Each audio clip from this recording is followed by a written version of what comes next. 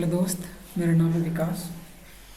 तो हम लोगों ने पिछला क्लास में जो है वो दो रिएक्शन पढ़ रखा था।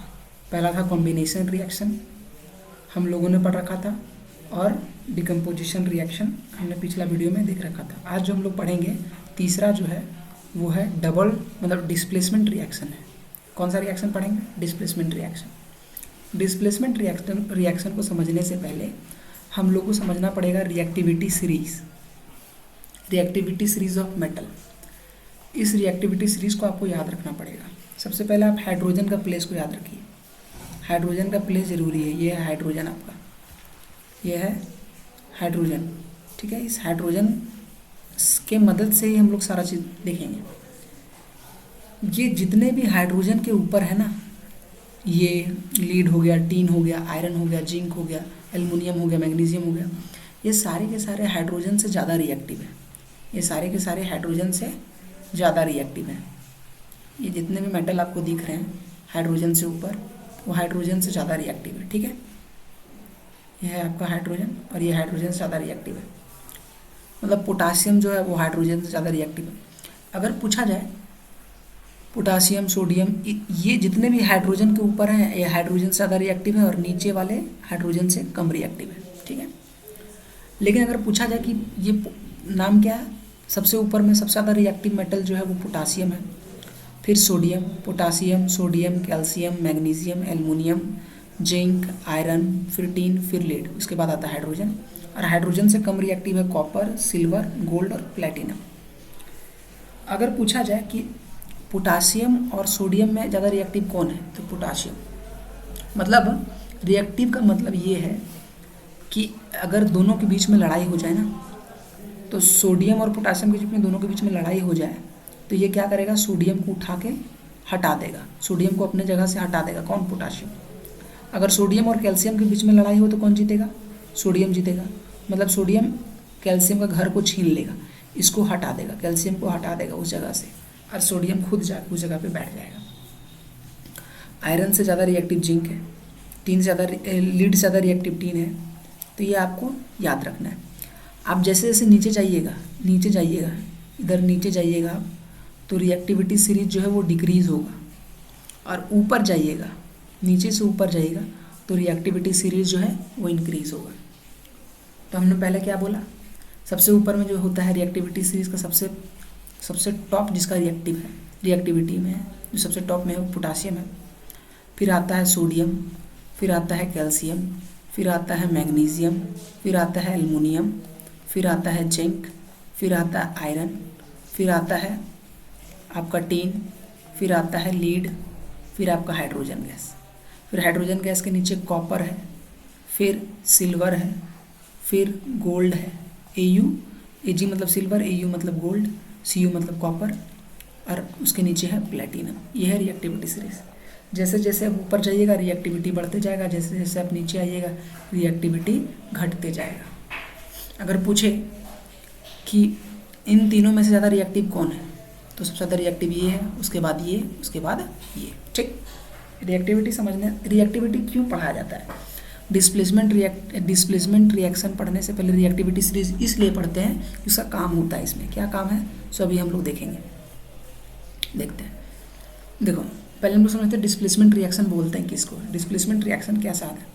It is a type of chemical reaction, एक तरह का केमिकल रिएक्शन ही है, इन विच, जिसमें कि atom of one compound displaced the atom of another compound.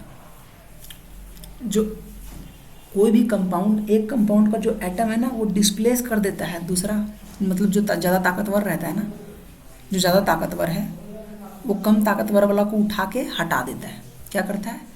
Atom of one compound मतलब कोई भी एक कंपाउंड का जो एटम है displaces the atom of another compound, दूसरा जो कंपाउंड है ना उसका एटम को डिस्प्लेस कर देता है। कौन किसको डिस्प्लेस करेगा? जो ज़्यादा रिएक्टिव होगा, जो मोर रिएक्टिव होगा वो डिस्प्लेस करेगा। क्या करेगा? डिस्प्लेस कर देगा, हटा देगा किसको? डिस्प्लेस किसको करेगा? लेस रिएक्टिव मेटल को। इसको लेस रिएक्टिव मेटल को। जो कम रिएक्टिव मेटल होगा ना उसको हटा देगा कौन? जो ज़्यादा रिएक्टिव वाला मेटल होगा वो। कैसे? जैसे देखो आयरन Fe जो था उसके साथ रिएक्शन कराए हैं CuSO4 का, CuSO4 का। तो क्या किया अब बताओ, इस रिएक्टिविटी सीरीज को ध्यान से देखो, इस रिएक्टिविटी सीरीज को ध्यान से देखो। इस रिएक्टिविटी सीरीज में आयरन यहाँ पे है, ठीक, और कॉपर यहाँ पे है। तो बताओ ज़्यादा रिएक्टिव कौन हुआ, कॉपर या आयरन? आयरन ज़्यादा रिएक्टिव हुआ कॉपर से। तो कॉपर का जगह कौन छीन लेगा? आयरन जो है कॉपर का जगह ले लेगा, ठीक है। कॉपर का जगह को हटा के आयरन वहाँ खुद बैठ जाएगा, है ना। जब आयरन खुद बैठ जाएगा तब समझते देखो। तो क्या था, आयरन था, आयरन के साथ साथ कॉपर सल्फेट था। कॉपर सल्फेट का कलर कैसा होता है? ब्लू। कैसा होता है? ब्लू कलर का। कॉपर सल्फेट का कलर कैसा होता है? ब्लू, ठीक है। कोई पूछे कॉपर सल्फेट कैसा होता है, तो ये जो है वो ब्लू कलर का होता है, ठीक। अब ये क्या किया, आयरन जो है कॉपर को हटा दिया और कॉपर की जगह खुद बैठ गया, तो FeSO4 हो गया। FeSO4 का कलर कैसा होता है? ब्राउन कलर का होता है। FeSO4 इसको बोला जाता है आयरन सल्फेट। क्या बोला जाता है? Iron sulphate. ये कैसा कलर होता है? ब्राउन कलर का होता है, आयरन सल्फेट इसका नाम है। और क्योंकि ये आयरन इसके जगह पे आ गया तो कॉपर खाली रह गया ना, कॉपर हटा दिया कॉपर को, तो कॉपर अलग हो गया, अलग थलग हो गया। तो क्या होता है कि जो ज़्यादा रिएक्टिव होता है ना वो लेस रिएक्टिव को हटा देता है, ठीक है। तो अब हम लोग एक्टिविटीज़ भी समझेंगे, जैसे जिंक और कॉपर ज़्यादा रिएक्टिव कौन है? फिर से रिएक्टिविटी सीरीज को देखते हैं, जिंक और कॉपर में ज़्यादा रिएक्टिव कौन है? देखिए कॉपर है आपका यहाँ पे, कॉपर है आपका यहाँ पे, और जिंक है आपका आयरन के ऊपर। ज़्यादा रिएक्टिव कौन हुआ? जिंक हुआ। तो जिंक क्या करेगा? कॉपर को हटा देगा, है ना। कॉपर को हटा दिया, देखो इस जिंक जो है वो ये कॉपर की जगह पे चला गया, कॉपर यहाँ से हट जाएगा और कॉपर जो है वो अलग थलग पड़ जाएगा, तो ये जिंक सल्फेट बन जाएगा। क्या बनेगा? Zinc sulphate. ZnSO4 को बोलते हैं जिंक सल्फेट, और कॉपर अलग थलग पड़ गया। तो क्या कर रहा है, जो ज़्यादा रिएक्टिव वाला मेटल है वो लेस रिएक्टिव वाला मेटल को हटा दे रहा है कि नहीं? जो ज़्यादा रिएक्टिव मेटल है वो लेस वाले रिएक्टिव मेटल को हटा दे रहा है अपने जगह से, है ना, उसके कंपाउंड से। देखो CuSO4 पहले से कंपाउंड था, तो CuSO4 को हटा के अपने बैठ गया, है ना। जो मोर रिएक्टिव मेटल है वो लेस रिएक्टिव मेटल को क्या करता है? हटा देता है, डिस्प्लेस कर देता है। क्या बोला कि मोर रिएक्टिव मेटल जो है वो डिस्प्लेस कर देता है, डिस्प्लेस मतलब हटा देता है किसको? लेस रिएक्टिव मेटल, ठीक। तो एग्जाम में ये पूछता है कि कॉपर सल्फेट का कलर कैसा होता है? FeSO4 को FeSO4 ने Fe को रिएक्ट कराएं CuSO4 के साथ, तो बना FeSO4 और कॉपर अलग हो गया। तो CuSO4 का कलर कैसा होता है? ब्लू कलर होता है। मतलब ये जो CuSO4 इसका ब्लू कलर है। FeSO4 जो बना उसका कलर कैसा होता है? तो ये ब्राउन कलर का होता है, ये भी आपको याद रखना है, ठीक है, ब्राउन कलर का। अब इसको थोड़ा एक्टिविटी से समझते हैं। इस एक्टिविटी में क्या समझाया गया? सबसे पहले देखो ये जो एक्टिविटी है ना, एक्टिविटी 1.9, एक्टिविटी 1.9, थोड़ा इसका जूम कर देते हैं फिर समझ आएगा। जैसे क्या करना है, ये एक्टिविटी को हम सिंपल समझा देते हैं कि पहले हमारे पास जो है वो एक टेस्ट ट्यूब था। क्या था? हमारे पास एक टेस्ट ट्यूब है, कि मान लो हमारे पास ये एक टेस्ट ट्यूब है, इसमें से पहले जो है ना वो CuSO4 भरा हुआ था। कैसा था? क्या भरा हुआ था? CuSO4। पहले से इसके अंदर CuSO4 भरा हुआ है, इसका कलर कैसा होगा? इसका कलर जो होगा ब्लू होगा, क्योंकि अभी हम लोग पढ़े हैं CuSO4 का कलर कैसा होता है? ब्लू, ठीक, ऐसा दिखने में था, ब्लू कलर का था। CuSO4 पहले से भरा हुआ था इसमें, इस ट्यूब में, टेस्ट ट्यूब में।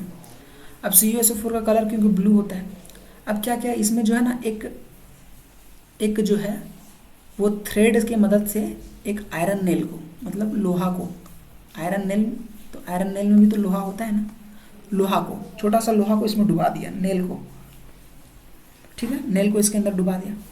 तो क्या देखा कि नेल पहले चमकता हुआ नेल था। कैसा था? चमक रहा था, ठीक है। अब जैसे ही इसको अंदर डुबाया तो नेल का कलर जो है ना वो कुछ पहले दिखने में ऐसा था नेल, अब जो है वो कुछ ऐसा हो गया डुबाने के बाद। इसके अंदर जैसे ही पहले CuSO4 का कलर ऐसा था, ठीक है, उसके अंदर जैसे ही डुबाएं, किसको डुबाएं, नेल को, तो इसका कलर जो है चेंज हो गया। CuSO4 का कलर देखो वाइट वाइट हो गया ना, ऐसा हो गया। और पहले पहले जो था वो आयरन ऐसा दिखने में था, आयरन नील, अब दिखने में ऐसा हो गया। ऐसा क्यों हुआ? तो क्या हुआ, ऐसा इसलिए हुआ क्योंकि पहले जो था वो आयरन था, आयरन जो डुबाएं CuSO4, आयरन को किसके अंदर डुबा दिए, CuSO4 के साथ डुबा दिए। इसका कलर जो था पहले से ब्लू था, कैसा कलर था, ब्लू था, आयरन था चमकता हुआ, कॉपर सल्फेट का कलर ब्लू था।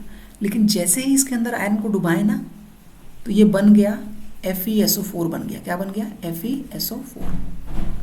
FeSO4 बन गया क्योंकि कॉपर को हटा के उठा के फेंक दिया, क्योंकि ये ज़्यादा रिएक्टिव है, आयरन ज़्यादा रिएक्टिव है कॉपर से, तो कॉपर को उठा के फेंक दिया। जैसे ही आयरन कॉपर को उठा के फेंका तो कॉपर अलग थलग पड़ गया, ठीक है। अब इसका कलर जो है ना वो ब्राउन होता है। क्या होता है, ब्राउन होता है। इसीलिए पहले नेल इस तरह था, रिएक्ट होने के बाद ऐसे बन गया ब्राउन कलर का। पहले कॉपर सल्फेट था तो कलर ब्लू था, लेकिन क्योंकि रिएक्शन के बाद कॉपर अलग हो गया ना, तो इसीलिए इसका कलर जो है वो वाइट हो गया, ठीक है। समझ आया ये रिएक्शन और ये एक्टिविटी। तो क्वेश्चन इतना पूछता है कि जब आयरन के साथ कॉपर सल्फेट का रिएक्ट करते हैं तो क्या बनता है, तो FeSO4 बनता है, कॉपर अलग बन जाता है। FeSO4 का कलर कैसा होता है, ब्राउन कलर का होता है। CuSO4 का कलर कैसा था, पहले ब्लू था। ऐसा क्यों हुआ, क्योंकि डबल डिस्प्लेसमेंट रिएक्शन हुआ। क्यों हुआ, सॉरी, डिस्प्लेसमेंट रिएक्शन हुआ, displacement reaction, displacement reaction, displacement reaction हुआ। मतलब जो ज़्यादा हेवी मेटल था, जो ज़्यादा रिएक्टिव मेटल था, वो कम रिएक्टिव मेटल को हटा के फेंक दिया, उठा के हटा दिया, ठीक है। ये आई होप कि हम तुम लोग को समझा दिए होंगे कि डिस्प्लेसमेंट रिएक्शन किसको बोलते हैं, ठीक है। अब हम लोग आते हैं double displacement reaction. Double displacement reaction क्या है, तो पहले डबल डिस्प्लेसमेंट रिएक्शन को समझते हैं क्या होता है। तो क्या है, it is a type of chemical reaction. ये भी एक तरह का केमिकल रिएक्शन है। चौथा double displacement reaction, fourth reaction है, in which the reactant of ions, reactant का आयन जो है ना वो एक्सचेंज हो जाता है, exchange takes place to form a new product. Means क्या है, इसका बोलने का मतलब क्या है, जो रिएक्टेंट, ये रिएक्टेंट है एक, दूसरा रिएक्टेंट दो, इन दोनों के बीच में आयन का चेंजेस होगा। आयन का चेंजेस मतलब क्या, इसको थोड़ा एग्जांपल से समझते हैं। जैसे इस एग्जांपल को थोड़ा सा जो एनसीईआरटी में दे रखा है बस उतना ही बता रहे हैं, एक्स्ट्रा एग्जांपल नहीं बता रहे हैं, क्योंकि क्वेश्चन भी एनसीईआरटी से ही बनता है। एनसीईआरटी का रिएक्शन को आप अच्छे से पढ़ लो, समझ के पढ़ लो, बहुत अच्छा हो जाता है। तो पहले Na2SO4 था, क्या है, Na2SO4। Na2SO4 किससे मिलके बना है, Na2SO4 जो है वो Na प्लस SO4 2- से मिलके बना है, ठीक है। इसी तरह BaCl2, क्या, BaCl2 किससे मिलके बना है, ये जो है Ba+ से, Ba2+ से मिलके बना है, प्लस Cl- से मिलके बना है, ठीक है। अब ये सब दोनों को रिएक्शन करा रहे हैं, तो जब हम लोग एक साथ ये सब दोनों को लाएंगे ना, जब दोनों को लाएंगे तो ये क्या होगा, Na अलग हो जाएगा। जब दोनों को हम लोग रिएक्शन करा रहे हैं, दोनों को एक ही के अंदर लाना पड़ेगा कि नहीं, एक ही टेस्ट ट्यूब के अंदर, इसको और इसको मिला देंगे। जैसे जैसे इसको दोनों को मिलाएं तो Na+ अलग हो गया, SO4- अलग हो गया, Ba2+ अलग हो गया, Cl- अलग हो गया, ठीक है, अलग हो गया। अब क्या करेगा, इसका वाला जो प्लस था, इसका वाला माइनस के साथ पहले जुड़ा था, ये सब दोनों पहले जुड़ा था, ये सब दोनों मिलकर प्रोडक्ट बनाया था। अब क्या होगा, ये एक्सचेंज हो जाएगा, ये इसके साथ चला जाएगा और ये इसके साथ चला जाएगा। तो क्या बनेगा, ये जो बनेगा वो Na प्लस Cl-, तो NaCl बन जाएगा, ठीक है, प्लस Ba2+ था, SO4 2- था, तो ये जो मिलके बनेगा BaSO4। प्लस में 2 था, माइनस में 2 था, तो यहाँ भी 2 आता, Ba2, और यहाँ भी 2 आता, तो 2 कट गया। तो ये जो बना वो क्या बना, ये जो बना, सॉरी थोड़ा सा हैंग कर रहा है, ये जो बना वो क्या बना, NaCl बना, क्योंकि ये इससे मिल गया, पहले ये इसके साथ था, ये और ये साथ था।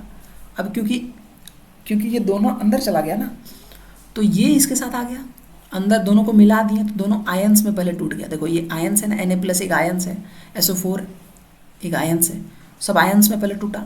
उसके बाद ये इसके साथ चला गया, प्लस वाला माइनस के साथ और माइनस वाला प्लस के साथ, बना दिया NaCl प्लस BaSO4 बना दिया। ठीक है, तो यहाँ क्या हो रहा है, आयन के बीच में एक्सचेंज हो रहा है ना। देखो ये आयन और ये आयन आयन में खेल रहा है ना, आयन और आयन में चेंज हो रहा है ना। तो यही बोला, it is a type of chemical reaction in which the reactant ions. देखो ये एक रिएक्टेंट था, ये टूट गया आयंस में, ये एक रिएक्टेंट था, टूट गया आयंस में। Ions in which the reactant ions exchanges takes place. Exchange हो रहा है ना, इसके और इसके बीच में एक्सचेंज हो रहा है ना, और नया प्रोडक्ट बन रहा है ना। देखो नया प्रोडक्ट NaCl बना, BaSO4 बनाना। तो ये भी एग्जाम्पल बहुत फेमस है। ठीक है, कि Na2SO4 को जब रिएक्शन कराते हैं और BaCl2 को रिएक्शन कराते हैं, तो जो Ba था ना वो SO4 के साथ जुड़ जाता है, और जो Na था प्लस, Na में प्लस चार्ज होता है तो ये Cl के साथ आ जाता है, तो BaSO4 बनता है और NaCl बनता है। कैसे बनता है तो यहाँ दिखा, आपको हम बता चुके हैं। ये जो है ना, ये जो BaSO4 बना है इसको बोलते हैं प्रिसिपिटेशन। क्या? प्रिसिपिटेशन मतलब जब हम लोग रिएक्शन कराते हैं ना तो एक छोटा छोटा दाना दाना जैसा बैठ जाता है। रिएक्शन होने के बाद जो है ना, एकदम दाना दाना जैसा एकदम लगेगा कि कुछ चीज़ जो है वो नज़र आएगा, कुछ दाने दाने जैसा एकदम नज़र आएगा बैठा हुआ टेस्ट ट्यूब के नीचे एकदम बैठा हुआ, एकदम दाना दाने जैसा नज़र आएगा। तो ये क्या है, ये जो है ना रिएक्शन के साथ इनसॉल्यूबल होता है, ये मिलता नहीं है, सॉल्यूबल नहीं होता, ये इनसॉल्यूबल सब्सटेंस कहलाता है। जो इनसॉल्यूबल सब्सटेंस बनता है केमिकल रिएक्शन में उसी को हम लोग प्रिसिपिटेशन बोलते हैं।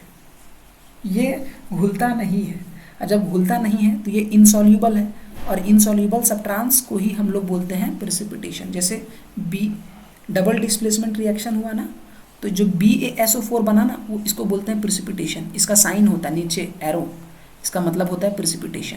एरो जब भी बना दोगे इस तरह, इसका मतलब होता है प्रिसिपिटेशन। तो ये क्या हुआ, एक प्रिसिपिटेशन बनता है, मतलब नीचे जाके बैठ जाता है, ये आँख से नज़र आ जाता है ईजिली। तो BaSO4 जो है वो टेस्ट ट्यूब के अंदर में छोटा छोटा एकदम लगेगा दाना जैसा, ग्रेन्स जैसा वो बैठा हुआ मिलेगा, इनसॉल्यूबल होता है ये। तो डबल डिस्प्लेसमेंट रिएक्शन में क्या हुआ कि NaSO4 BaCl2 के साथ रिएक्शन कराया तो BaSO4 बना और NaCl बना। क्यों बना कि NaCl जो है, NaSO4 टूट गया Na+ और SO4 2- में, BaCl जो है दोनों मतलब दोनों को जैसे एक साथ मिला है तो ये Ba2+ और Cl- का टूट गया, और दोनों आपस में पॉजिटिव के साथ नेगेटिव और नेगेटिव के साथ पॉजिटिव जुड़ गया और NaCl और BaSO4 बना दिया। आयन का एक्सचेंज हो गया। तो आयन से एक्सचेंज जब भी हो तो डबल डिस्प्लेसमेंट रिएक्शन होता है। ठीक है, तो ये एग्जाम्पल आप याद कर लेना, एग्जाम्पल को लिख के प्रैक्टिस कर लेना। इसमें जो है ना प्रिसिपिटेशन बना है, पूछेगा कि डबल NaSO4 और BaCl2 को रिएक्ट कराएं तो प्रिसिपिटेशन का नाम क्या है। प्रिसिपिटेशन का नाम BaSO4 है, बेरियम सल्फेट। पहले बेरियम क्लोराइड और सोडियम सल्फेट को रिएक्ट कराएं तो बेरियम सल्फेट जो है वो एक तरह का प्रिसिपिटेशन है।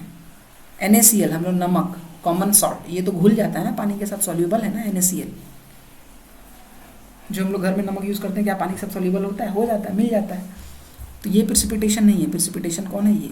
और ये जो साइन है वो प्रिसिपिटेशन का होता है। प्रिसिपिटेशन क्या होता है? रिएक्शन में इनसॉल्यूबल सब्सटेंस है जो रिएक्शन में घुलता मिलता नहीं है। ठीक है,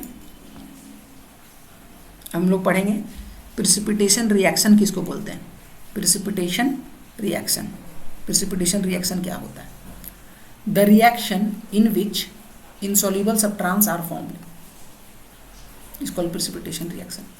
तो ये देखो, ये रिएक्शन का एग्जाम्पल जो है ना, ये जो बोले हैं एग्जाम्पल, ये डबल डिस्प्लेसमेंट का एग्जाम्पल है। क्या है? डबल डिस्प्लेसमेंट का भी एग्जाम्पल है, साथ साथ इसमें प्रिसिपिटेशन बन रहा है ना, तो ये प्रिसिपिटेशन रिएक्शन का भी एग्जाम्पल है। तो कोई प्रिसिपिटेशन रिएक्शन का एग्जाम्पल पूछे ना तो इसका एग्जाम्पल हो जाएगा Na2SO4 प्लस BaCl2। तो क्या बनेगा? BaSO4 प्लस NaCl बनेगा, है ना सर? NaCl बनेगा। क्या बनेगा, NaCl बनेगा। ठीक है, तो ये जो है ये कहलाता है आपका प्रिसिपिटेशन रिएक्शन, क्योंकि यहाँ प्रिसिपिटेशन बना है। तो एक तरह का डबल डिस्प्लेसमेंट रिएक्शन भी है ये डबल डिस्प्लेसमेंट रिएक्शन भी है, डबल डिस्प्लेसमेंट रिएक्शन भी है, और साथ ही साथ ये एक तरह का डबल डिस्प्लेसमेंट रिएक्शन भी है, और ये प्रिसिपिटेशन रिएक्शन भी है, एक तरह का प्रिसिपिटेशन रिएक्शन भी है। दोनों है, दोनों का एग्जाम्पल सेम ही है। ठीक है, इतना बात समझ में आया। अब हम लोग जो पढ़ेंगे, आप लिख भी लेना इस चीज़ को थोड़ा अच्छे से। मेरा राइटिंग ख़राब है और हम समझाने पे विश्वास रखते हैं कि चीज़ जो है वो समझ आना चाहिए, तो इस चीज़ को लिख लेना। अब हम लोग पढ़ेंगे ऑक्सीडेशन रिडक्शन रिएक्शन। पांचवा रिएक्शन जो है हम लोगों के पास है वो है ऑक्सीडेशन रिडक्शन रिएक्शन, या इसी को कहा जाता है रिडॉक्स रिएक्शन। देखिए, जितना हम बताएं ना वो NCERT से बाहर जरा सा भी नहीं है, और CBSE बोर्ड हो चाहे आपका जैक बोर्ड हो चाहे बिहार बोर्ड हो चाहे UP बोर्ड हो, NCERT से बाहर नहीं पूछता है। NCERT जो है वो बेस्ट है क्लास 10th के लिए, खास करके साइंस में। तो जितना भी एग्जाम्पल है, जितना भी कुछ है, सब NCERT के अंदर ही है, और इतना ही एग्जाम में पूछेगा। ऑक्सीडेशन और रिडक्शन रिएक्शन क्या है, या इसी का शॉर्ट फॉर्म है रिडॉक्स रिएक्शन। रिडॉक्स रिएक्शन किसको बोलते हैं? तो देखो, ऑक्सीडेशन रिएक्शन पहले समझते हैं, ऑक्सीडेशन किसको बोलते हैं। ऑक्सीडेशन का मतलब होता है एडिशन ऑफ ऑक्सीजन। ऑक्सीडेशन को हम लोग एडिशन ऑफ ऑक्सीजन भी बोलते हैं, या फिर और रिमूवल ऑफ हाइड्रोजन।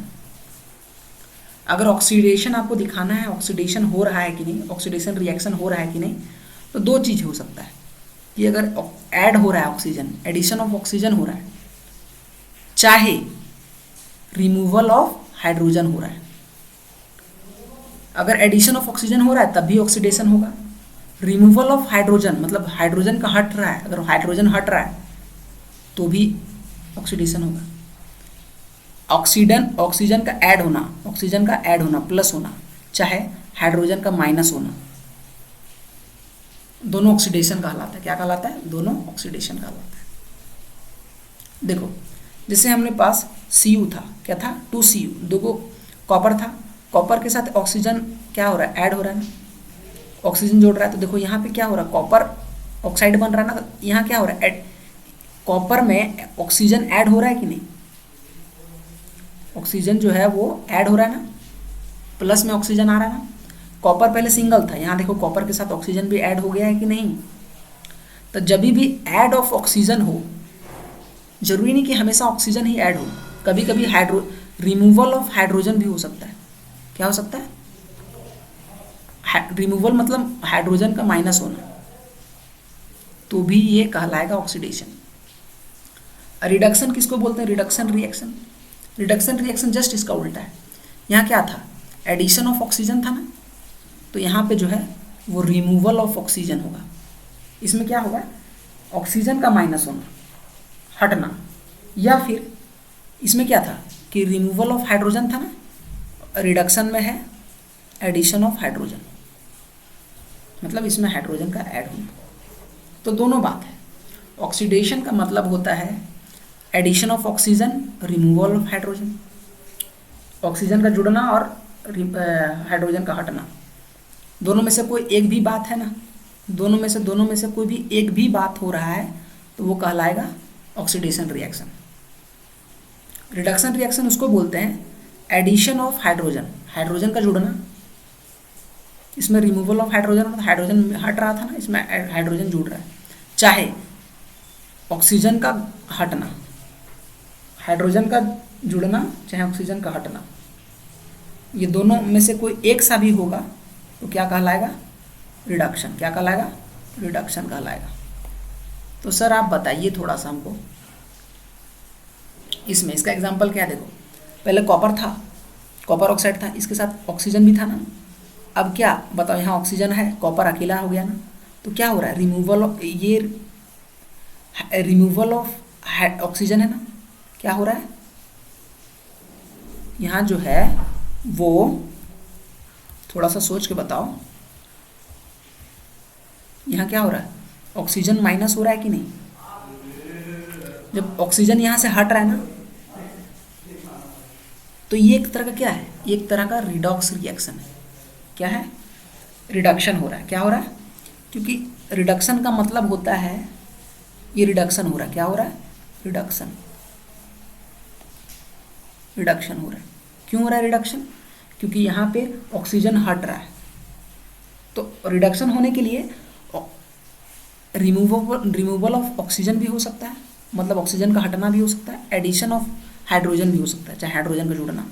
अब दूसरे में देखो, हाइड्रोजन था लेकिन हाइड्रोजन के साथ ऑक्सीजन जुड़ रहा है ना, हाइड्रोजन अकेले था लेकिन इसके साथ ऑक्सीजन भी जुड़ गया ना, तो ये क्या कहलाएगा, ऑक्सीजन का जुड़ना क्या कहलाता है, ऑक्सीडेशन।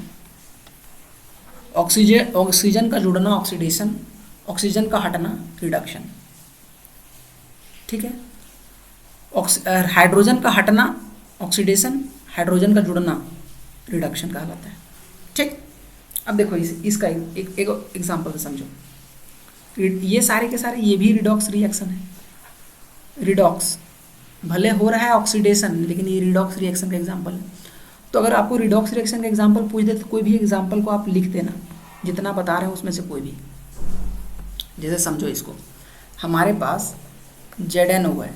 क्या है, ZnO में कार्बन जैसे जोड़ें तो क्या बनेगा पता है, Zn अलग हो जाएगा और ये जो ऑक्सीजन यहाँ था ये जुड़ जाएगा ऑक्सीजन इसके साथ, कार्बन के साथ। तो बताओ, यहाँ पहले ऑक्सीजन था, अब यहाँ ऑक्सीजन है क्या, जिंक के साथ यहाँ ऑक्सीजन था, क्या यहाँ जिंक के साथ ऑक्सीजन है, नहीं ना। तो क्या हो रहा है, रिमूवल ऑफ ऑक्सीजन हो रहा है कि नहीं। रिमूवल मतलब हट रहा है, removal of oxygen, removal of oxygen. और रिमूवल ऑक्सीजन का हटना ही, रिमूवल ऑफ ऑक्सीजन ही क्या कहलाता है, रिडक्शन कहलाता है। क्या कहलाता है, एडिशन ऑफ ऑक्सीजन जो है वो ऑक्सीडेशन कहलाता है। तो यहाँ क्या हो रहा है, एडिशन हो रहा है, रिमूवल हो रहा है, रिमूवल हो रहा है ना, हट रहा है ना। तो रिमूवल ऑफ ऑक्सीजन जो है, रिमूवल ऑफ ऑक्सीजन क्या कहलाएगा, रिडक्शन। तो ये रिडक्शन हो गया। ठीक, अब दूसरा साइड में देखो, कार्बन है और कार्बन के साथ क्या हो रहा है, ऑक्सीजन का ऐड हो रहा है। यहाँ ऑक्सीजन हट रहा था, यहाँ ऑक्सीजन क्या हो रहा है, ऑक्सीजन का जो है वो एडिशन हो रहा है। क्या हो रहा है, एडिशन हो रहा है। तो जब भी ऑक्सीजन का एडिशन होता है तो वो क्या कहलाता है, ऑक्सीडेशन।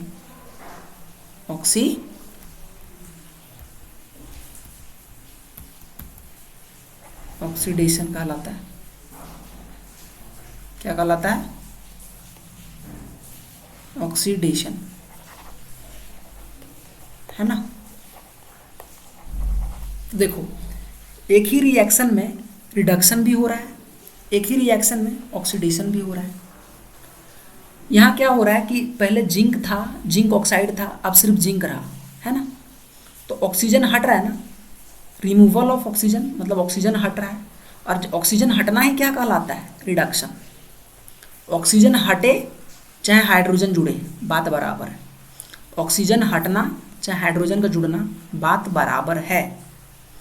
तो रिमूवल ऑफ ऑक्सीजन आ रहा है, तो रिमूवल ऑफ ऑक्सीजन क्या कहलाता है, रिडक्शन। यहाँ कार्बन अकेले था और कार्बन के साथ यहाँ क्या हो रहा है, ऑक्सीजन जुड़ रहा है ना। तो क्या हो रहा है, ऑक्सीजन का एडिशन हो रहा है ना, जुड़ रहा है ना। तो ये क्या कहलाएगा, ऑक्सीडेशन कहलाएगा सरकार। एडिशन ऑफ ऑक्सीजन ऑक्सीडेशन कहलाता है। तो बताओ, कभी भी ऑक्सीडेशन रिएक्शन है ना, ऑक्सीडेशन हो या oxidation and reduction, oxidation and reduction take place together. Oxidation and reduction, थोड़ा मिटा लेते हैं इसको।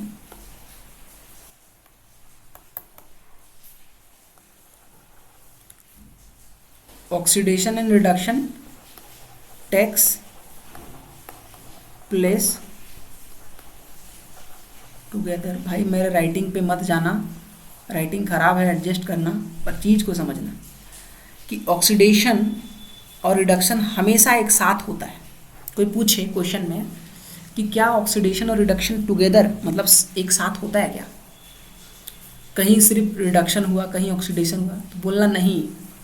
जहाँ ऑक्सीडेशन हुआ वहाँ रिडक्शन होगा ही होगा। देखो इसमें एक ऑक्सीजन, एडिशन ऑफ ऑक्सीजन हो रहा है ना, मतलब रिमूवल ऑफ हाइड्रोजन, ऑक्सीजन हो रहा है, तो इधर रिडक्शन हुआ, तो अपोजिट साइड में क्या हो रहा है, नीचे में इधर रिडक्शन हुआ तो इधर ऑक्सीडेशन हुआ। एक ही रिएक्शन में रिडक्शन भी हुआ, एक ही रिएक्शन में ऑक्सीडेशन भी हुआ। तो क्वेश्चन ये पूछता है एग्जाम में कि क्या ऑक्सीडेशन और रिडक्शन एक साथ होता है, तो बोलना यस, ऑक्सीडेशन और रिडक्शन ऑलवेज हैपन टुगेदर। ठीक है, हमेशा एक साथ होता है, मतलब ये हमेशा एक साथ होता है। और एग्जाम्पल में क्या लिखना है, ये जो एनसीईआरटी में दे रखा है। ठीक है, और इस तरह लिख देना है कि यहाँ पे क्या हो रहा है, रिमूवल ऑफ ऑक्सीजन हो रहा है तो ये रिडक्शन कहलाएगा, एडिशन ऑफ ऑक्सीजन हो रहा है तो ये ऑक्सीडेशन कहलाएगा। रिमूवल ऑफ ऑक्सीजन हो चाहे एडिशन ऑफ हाइड्रोजन बोलो, एडिशन ऑफ हाइड्रोजन, बात बराबर है, दोनों का मतलब ही होता है रिडक्शन। ठीक है, आई होप कि आपको ऑक्सीडेशन रिडक्शन समझ आया हो। नहीं समझ में आया तो एक बार वीडियो को फिर से रिमाइंड करके देखो, बढ़िया से समझ आएगा। अगर वीडियो अच्छा लगा हो तो दोस्त के बीच में शेयर करो, सब्सक्राइब करो और सपोर्ट करो प्लीज़, इट्स अ रिक्वेस्ट। और राइटिंग पे मत जाना भाई, थोड़ा सा राइटिंग ख़राब है, कोशिश करेंगे और अच्छा लिखने का, आप एडजस्ट करो, फिर हम कोशिश करेंगे बढ़िया लिखने का। Thank you.